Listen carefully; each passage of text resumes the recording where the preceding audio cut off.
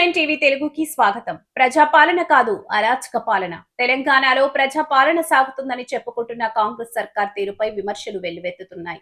ఇది ప్రజాపాలన కాదు, అచ్చంగా అరాచక పాలన అంటూ ప్రతిపక్షాలు మండిపడుతున్నాయి. నర్సంపేట డిపోకు చెందిన ఆర్టీసీ డ్రైవర్ శంకర్ గౌడ్ ఆత్మహత్య యత్నం ఘటన ఇప్పుడు రాష్ట్ర వ్యాప్తంగా పెను సంచలనం సృష్టిస్తుంది.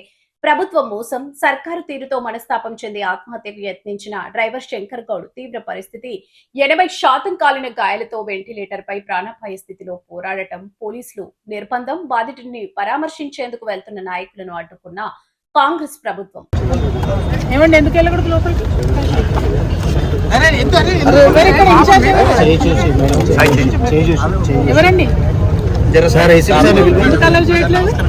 నమస్తే అండి. అడుగుతా డీసీ గారు చెప్పాము, మీరు కంట్లో పడండి కనుకుంటా మేడం. మీరు అరే ఎందుకు తప్పుతున్నారా, ఎందుకు తప్పుతున్నారా మీరు? మేడం చూసి పేషెంట్ ఎలా ఉన్నాడు తెలుసా? మేడం డెత్ అయిందా? లేదు మేడం, అండర్ ట్రీట్మెంట్లో ఉన్నాను, ఐసీయూలో ఉన్నాను.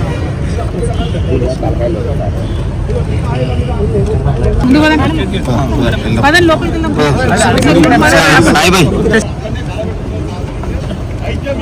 జై తెలంగాణ, జై తెలంగాణ, జై తెలంగాణ, జై తెలంగాణ, జై తెలంగాణ, జై జాగృతి, చెప్పినారు. జై తెలంగాణ,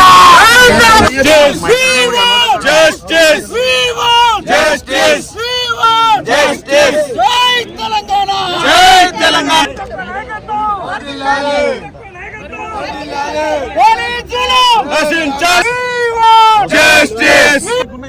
ఎవరున్నారు చూడండి, ఎవరున్నారు ఇక్కడ? ఏసీపీ గారు, డీసీపీ గారు అన్నారు, టైం పాస్ చేస్తున్నారు.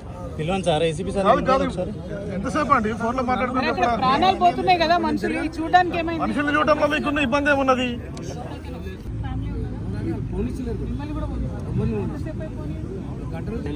ఆఫీసర్ ఎవరున్నారు? ఇక్కడ గేట్ కార్డు ఉన్నాడు, ఏసీపీ సీఏ దగ్గర ఉంది. జై తెలంగాణ, జై తెలంగాణ, కార్మికుల ప్రాణాలతో చెలగాటమా, కార్మికుల ప్రాణాలతో చెలగాటమా, కార్మికుల ప్రాణాలతో చెలగాటమా. జై తెలంగాణ, జై తెలంగాణ, జై తెలంగాణ, జై తెలంగాణ. పోలీస్ జులుం నశించాలి, పోలీస్ జులుం నశించాలి, పోలీస్ జులుం నశించాలి, పోలీస్ జులుం నశించాలి. జై తెలంగాణ, జై తెలంగాణ. కాంగ్రెస్ ప్రభుత్వం ఇచ్చిన హామీలు నెరవేర్చకపోవడంతోనే ఈ పరిస్థితి వచ్చిందని కార్మిక లోకం ఆగ్రహం వ్యక్తం చేస్తుంది. నర్సంపేట డిపోకు చెందిన శంకర్ గౌడ్ నేడు మృత్యువుతో పోరాడుతున్నారు. ఆసుపత్రి వర్గాల సమాచారం ప్రకారం ఆయన శరీరం 80% మేర కాలిందని, ప్రస్తుతం ఆయనకు వెంటిలేటర్ మీద చికిత్స అందిస్తున్నామని వైద్యులు వెల్లడించారు. మరోవైపు ఈ ఘటనపై రాజకీయ దుమారం చెలరేగుతుంది. బాధితుడిని పరామర్శించేందుకు వెళ్తే పోలీసులు అడ్డుకోవడంపై తీవ్ర నిరసనలు వ్యక్తమవుతున్నాయి. ఇది ముమ్మాటికి నియంతృత్వ ధోరణి అని, ముఖ్యమంత్రి రేవంత్ రెడ్డి కార్మికుల ప్రాణాలతో చెలగాటమాడుతున్నారని నేతలు ఆగ్రహం వ్యక్తం చేస్తున్నారు. కష్టాల్లో ఉన్న కార్మికుడిని పరామర్శించే హక్కు కూడా ప్రతిపక్షాలకు లేదా? వెంటనే ప్రభుత్వం స్పందించి శంకర్ గౌడ్ కుటుంబానికి న్యాయం చేయాలని, ఇలాంటి అరాచక పాలనకు ఆపాలని ప్రజలు కోరుతున్నారు.